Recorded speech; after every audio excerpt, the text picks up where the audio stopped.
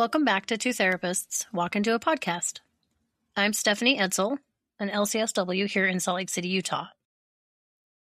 In the last episode, we talked about what happens when symptoms are minimized and how the anticipation of disbelief can begin shaping behavior. Today, we're moving into a conversation that can easily become loaded. Inflammation of the gut and the nervous system. Nope, not as a trend, not as a wellness slogan, but as a systems conversation. Hi, I'm Robin Green, LCSW in Tucson, Arizona. And yes, we're not here to simplify something complex or offer any kind of protocol. We're here to think about how stress physiology, immune response, digestion, and lived experience intersect. Because for a lot of women, those intersections are where symptoms live. And if you're someone who has been told your labs are fine while your body doesn't feel fine, this conversation is meant to widen the lens, not narrow it.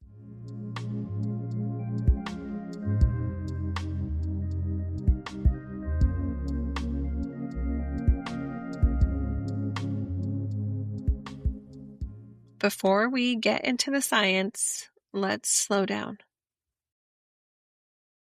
If you've spent time trying to fix your body through diets, supplements, eliminations, testing, there might already be fatigue in your system just hearing these words. Inflammation, gut, autoimmune. Just notice what happens inside when you hear them. Is there tension, skepticism, curiosity, hope, exhaustion? Let your body settle where it is. Nothing in this episode requires you to change anything. We're building context, not assigning responsibility.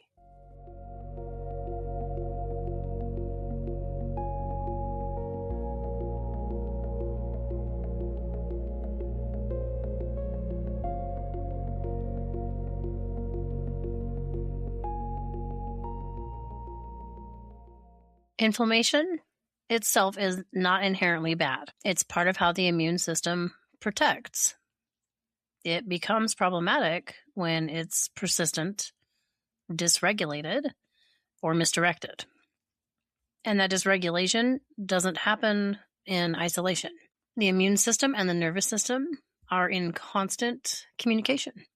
The vagus nerve plays a role here. It helps regulate inflammatory response through what's sometimes called the cholinergic anti-inflammatory pathway.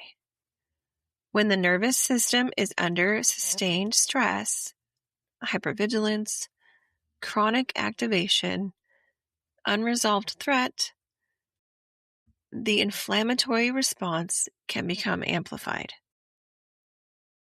Sustained stress can look ordinary: caregiving without relief, workplace instability, long-term uncertainty, ongoing self-monitoring. It doesn't have to be dramatic to be biologically meaningful. And not because the body is failing, more that because it's responding to that perceived demand. And if that demand is ongoing, the body adapts accordingly. The gut is another major player in this conversation. It houses a significant portion of the immune system. It's influenced by stress hormones, and it communicates bidirectionally with the brain. Also, side note, a big portion of your serotonin is created in your gut biome. So then chronic stress can alter gut motility, permeability, and microbiome diversity, which can in turn influence inflammation. And when digestion becomes unpredictable, bloating, pain, sensitivity, that unpredictability itself can increase nervous system vigilance. Now the body isn't just inflamed, it's watchful, it's on alert, and watchfulness has metabolic cost. When the body doesn't feel predictable, the mind starts scanning, and that scanning itself becomes another layer of stress in the system.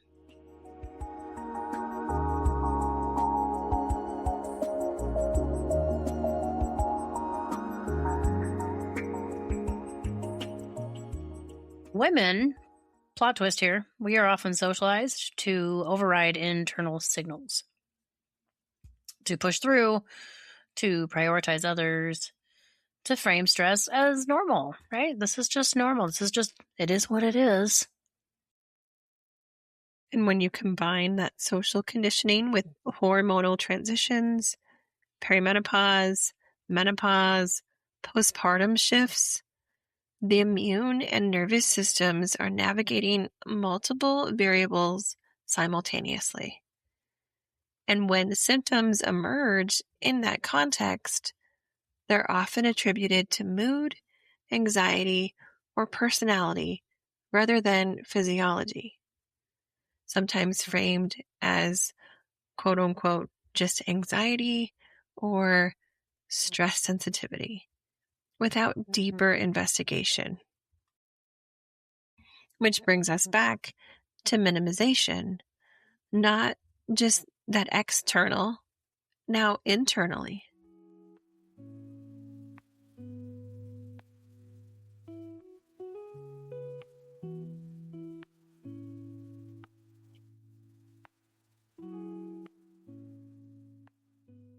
Here's our nervous system nugget for today. Inflammation is not just biological, it's relational. And relational in the sense that it responds to environment, internal and external, stress, safety, predictability, belonging, isolation. The immune system doesn't operate independently of experience. And understanding that doesn't mean really blaming yourself. It means expanding that frame.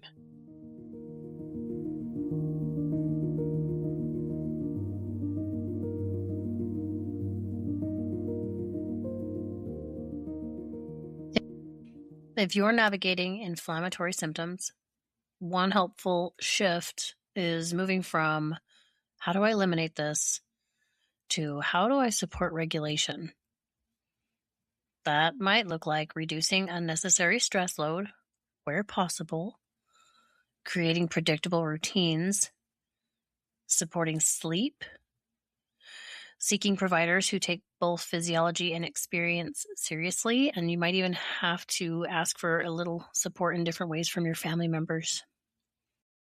Yes, and it also means noticing when you're carrying responsibility for something that is multifactorial. You are not a malfunctioning system. You are a system responding to conditions, and regulation is not a cure, it's support. And in this context, regulation means increasing capacity and stability in the system, not necessarily eliminating every symptom and reducing unnecessary load so the body has more room to respond.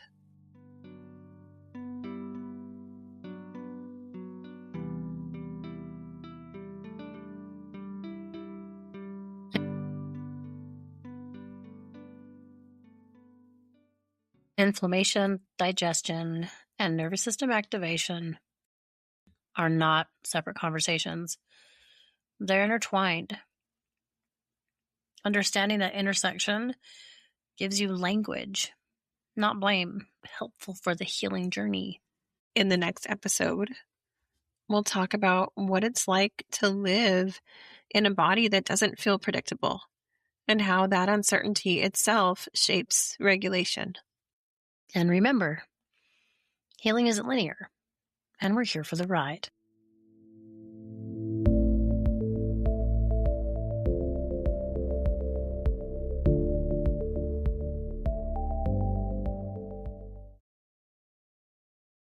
This podcast is for educational purposes only, and it is not a substitute for therapy, medical care, or professional advice. Listening to this podcast or this episode does not create a therapeutic, clinical, or professional relationship with us. If you're experiencing distress, physical symptoms, or emotional concerns that feel overwhelming, we both encourage you to seek support from a qualified healthcare or mental health professional.